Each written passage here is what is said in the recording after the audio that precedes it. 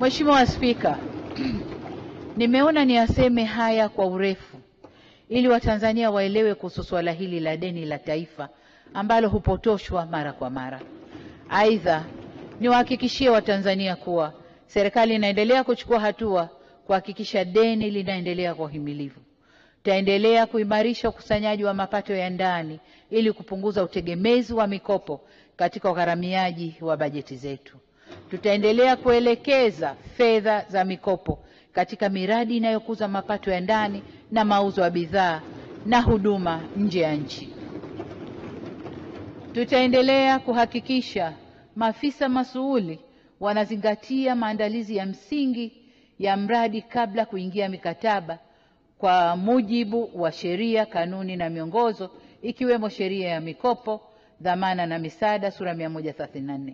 Vile vile tutaendelea kuimarisha ufuatiliaji na usimamizi wa miradi inayotekelezwa kwa mikopo ili kuhakikisha inaleta tija iliyokusudiwa.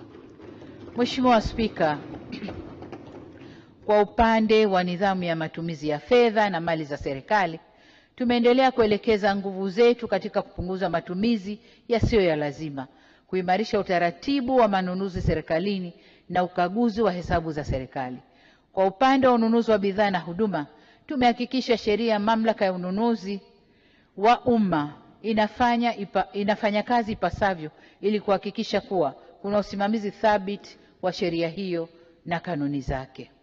Mheshimiwa Spika, sote tunafahamu kwamba mipango si matumizi.